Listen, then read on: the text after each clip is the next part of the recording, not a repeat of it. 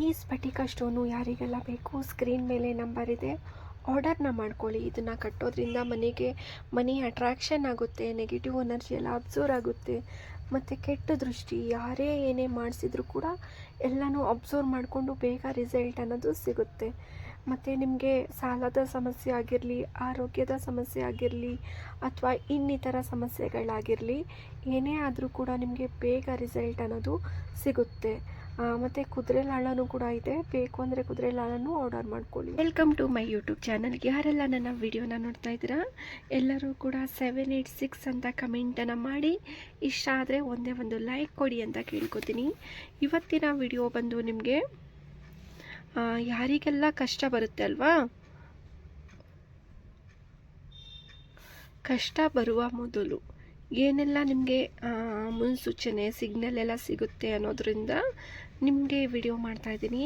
ಏನಾದರೂ ನಿಮಗೆ ದೃಷ್ಟಿ ಆಗಿರ್ಬೋದು, ಅಥವಾ ನಿಮಗೆ ಏನೋ ಒಂದು ನೆಗೆಟಿವ್ ಎನರ್ಜಿಯಿಂದ ಪ್ರಾಬ್ಲಮ್ ಇರ್ಬೋದು. ಆ ಥರ ಆದಾಗ ನಿಮಗೆ ಬಂದು ಮನೆಯಲ್ಲಿ ಇಷ್ಟು 5 ಅಂತೂ ನಡೆಯುತ್ತೆ. ಅದರಲ್ಲಿ ನಿಮ್ಮ ಮನೆಗಳಲ್ಲಿ ಯಾವ ರೀತಿ ಇದೆ, ಎಲ್ಲ ಓಕೆ, ಎಲ್ಲ ಚೆನ್ನಾಗಿದೆ ಅಂತ ಹೇಳಿದ್ರೆ ನನಗೆ ಕಮೆಂಟಲ್ಲಿ ಹೇಳಿ ನನಗೆ, ಸರಿನಾ? ಇಲ್ಲ ಅಥವಾ ಈ 5 ವಿಷಯಗಳು ನಡೀತಾ ಇದೆ ಸಿಸ್ಟರ್ ನಮ್ಮ ಮನೆಗಳಲ್ಲಿ ಆಲ್ರೆಡಿ ಅಂತ ಹೇಳಿದ್ರೆ ಪೂರ್ತಿಯಾಗಿ ನೋಡೋದ ಯಾರ ಮನೇಲಿ ಹೇಗೆಲ್ಲ ಇದೆ ಅಂತ. ಒಂದನೇದು ಬಂದು ನಿಮಗೆ ಫಸ್ಟು ಕಷ್ಟ ಬಂದಾಗ ಮೊದಲು ಜಗಳ,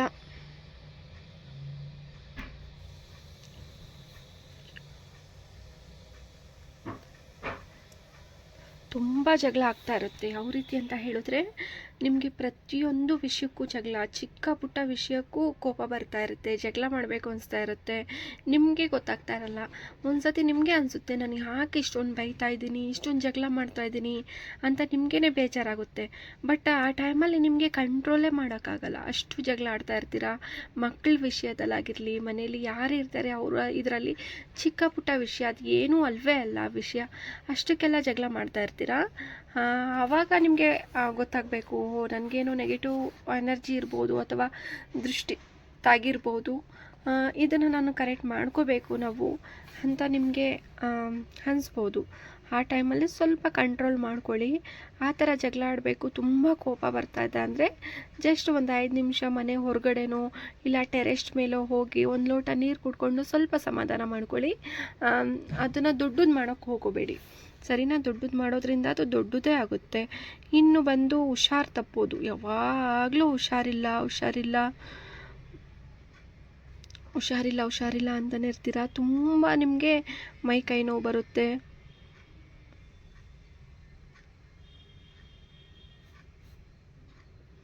ಮೈ ಕೈ ನೋವು, ತಲೆ ನೋವು, ಜ್ವರ ಬಂದಂಗೆ ಆಗ್ತಾ ಇರುತ್ತೆ. ತುಂಬ ಸುಸ್ತು, ಏನು ಕೆಲಸ ಕೂಡ ಮಾಡೋಕ್ಕಾಗಲ್ಲ ನಿಮಗೆ.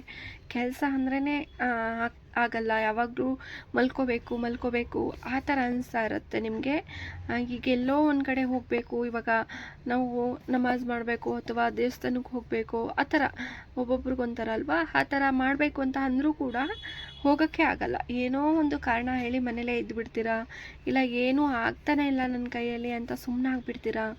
ಆ ಟೈಮ್ಗೆ ಹೇಗೋ ಒಂದು ಹೋಗದೇ ಇರೋ ರೀತಿ ಆ ಥರ ಎಲ್ಲ ಆಗುತ್ತೆ. ಆವಾಗ ಕೂಡ ನೀವು ಮುನ್ಸೂಚನೆ ನಿಮಗೂ ಕೂಡ ಸಿಕ್ಕಿದೆ ಅಂದ್ಕೊಂಡು ಆ ಟೈಮಲ್ಲಿ ಎಷ್ಟೇ ಕಷ್ಟ ಆದರೂ ನೀವು ಇಲ್ಲ ನನಗೆ ಸುಸ್ತಾಗ್ತದೆ ಹೋಗೋಕ್ಕಾಗಲ್ಲ ಅಂದರೂ ಕೂಡ ಫಸ್ಟ್ ಎದ್ದೇಳಿ, ಒಂದು ಮನಸ್ಸು ಮಾಡಿ ಧೈರ್ಯದಿಂದ ಎದ್ದು ಹೋಗಿ, ನೀವು ಒಳ್ಳೆಯದಾಗುತ್ತೆ. ಮತ್ತು ಏನೆಲ್ಲ ನಿವಾರಣೆ ಮಾಡ್ಕೋಬೇಕು ಮನೆಯಲ್ಲೇ ನೀವು ಮಾಡ್ಕೋಬೋದು. ಇಷ್ಟು ನಿಮಗೆ ಆಗ್ತಾ ಇದೆ ಅಂತ ಅಂದಾಗ ಅದನ್ನು ನಿವಾರಣೆ ಮಾಡ್ಕೊಳ್ಳಿ. ಇನ್ನೊಂದಿಷ್ಟಿದೆ, ಅದನ್ನು ಹೇಳ್ಕೊಡ್ತೀನಿ ಏನೆಲ್ಲ ಇದೆ ಅನ್ನೋದು. ಬಂದು ಹಣಕಾಸಿನ ಸಮಸ್ಯೆ,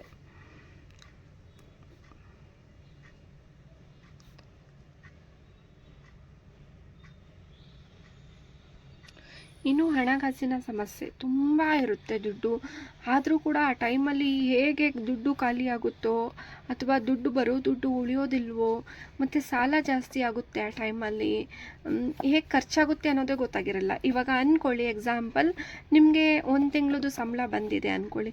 ಸಂಬಳ ಬಂತು, ಆ ಟೈಮಲ್ಲಿ ನೀವೇನೋ ಅಂದ್ಕೊಂಡಿರ್ತೀರ ಮನೆಗೆ ಇದನ್ನು ತರಬೇಕು, ಇನ್ನಷ್ಟು ಉಳಿತಾಯ ಮಾಡಬೇಕು, ಚೀಟಿ ಕಟ್ಟಬೇಕು ಅಂತ ನಿಮ್ಮ ಮೈಂಡಲ್ಲಿರುತ್ತೆ.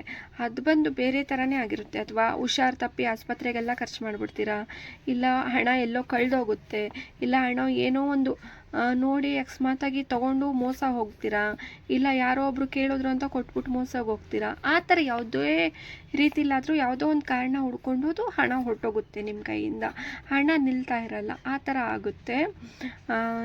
ತುಂಬ ಎಚ್ಚರಿಕೆಯಿಂದ ಇರಬೇಕು ಈ ಥರ ಎಲ್ಲ ಆಗ್ತಾ ಇದೆ ಅನ್ನೋದು. ಮತ್ತು ಒಂದ್ರ ಮೇಲೆ ಒಂದು ಸಮಸ್ಯೆ ಬರೋದು.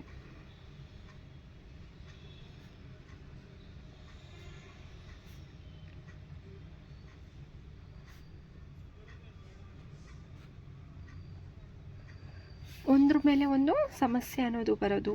ಆವಾಗ ನೀವು ಅರ್ಥ ಮಾಡ್ಕೋಬೇಕು, ಈಗ ಒಂದೇನೋ ಸಮಸ್ಯೆ ಇತ್ತು, ಅದನ್ನು ಕ್ಲಿಯರ್ ಮಾಡಿದೆ, ಮತ್ತೆ ಇನ್ನೊಂದು ಕಡೆಯಿಂದ ಸಮಸ್ಯೆ, ಮತ್ತೆ ಇನ್ನೊಂದು ಕಡೆಯಿಂದ ಸಮಸ್ಯೆ, ಮತ್ತು ಆ ಥರ ಎಲ್ಲ ಆಗ್ತಾ ಇರೋದು. ಈಗ ಅಕ್ಕಪಕ್ಕ ಜನ ಸ್ವಲ್ಪ ದ್ವೇಷಿಸೋದು, ಜಗಳ ಆಡ್ಕೊಂಡು ಬರೋದು, ತುಂಬ ಕ್ಲೋಸಾಗೇ ಇರ್ತೀರಾ ನೀವು, ಅವರೇ ನಿಮಗೆ ಜಗಳ ಆಡ್ಕೊಂಡು ಬರೋದು, ಇದಲ್ಲ ಹೀಗೆ ಮಾಡಿದ್ರು, ಮತ್ತು ಇಲ್ಲದೇ ಇರೋ ಅಪವಾದಗಳನ್ನು ನಿಮ್ಮ ಮೇಲೆ ಹೊರಿಸೋದು, ನಾವು ಮಾಡೇ ಇಲ್ಲ.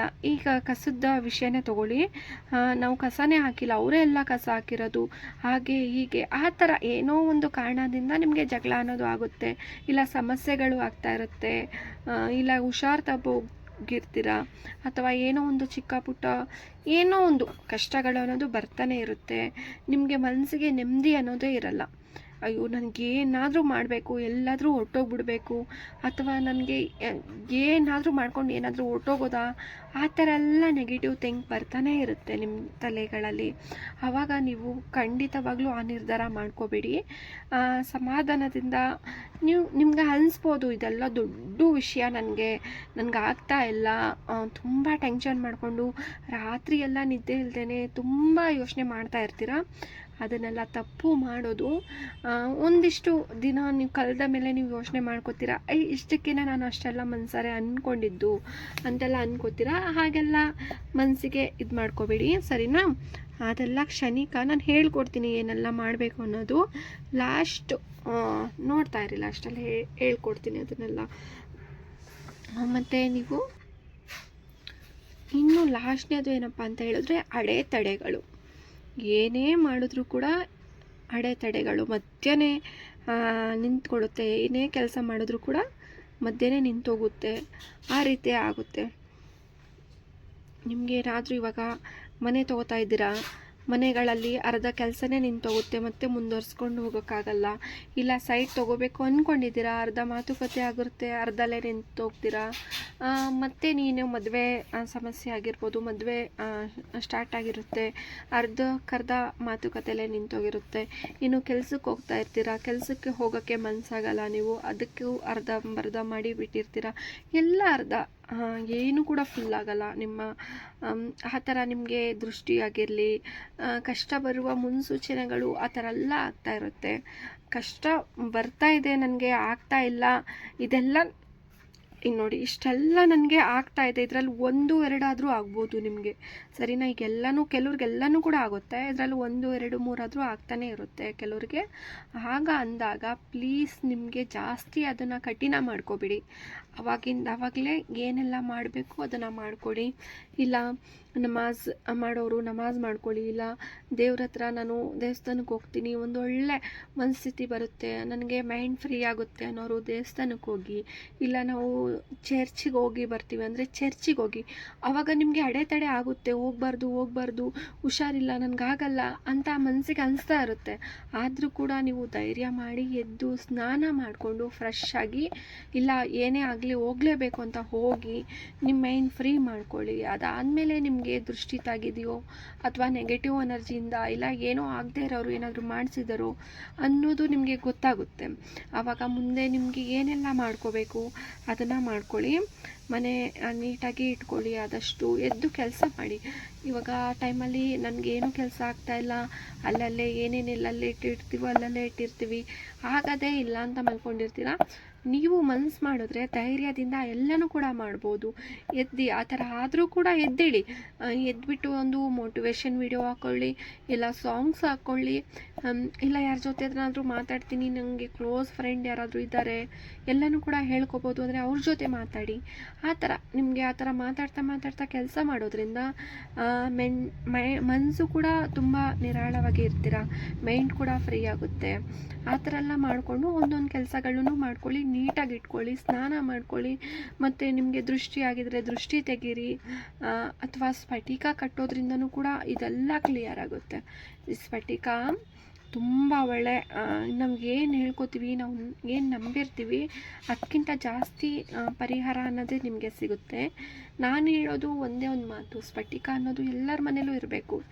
ಯಾಕೆಂದರೆ ಅನುಭವ, ತುಂಬ ಜನ ಹೇಳಿರೋ ಮಾತು, ತುಂಬ ಜನ ಕಟ್ಟಿದ ಮೇಲೆ ಅದಕ್ಕೆ ಸಿಕ್ಕಿರೋ ಪ್ರೀತಿ ಆಗಿರಲಿ, ಅದು ನಂಬಿಕೆ ಆಗಿರಲಿ, ತುಂಬ ದೊಡ್ಡದು ಅದು ಅಲ್ವಾ. ಹಾಗಾಗಿ ಅದು ಇರೋದ್ರಿಂದ ಇವೇನೇ ನಿಮಗೆ ನೆಗೆಟಿವ್ ಎನರ್ಜಿ ಆಗಿರಲಿ, ದೃಷ್ಟಿ ಆಗಿರಲಿ, ನಿಮ್ಗೆ ಯಾರೇ ಏನೇ ಮಾಡಿಸಿದ್ರಾಗಲಿ ಅದು ನಮಗೆ ತಗ್ಲೋಕೆ ಬಿಡೋದಿಲ್ಲ.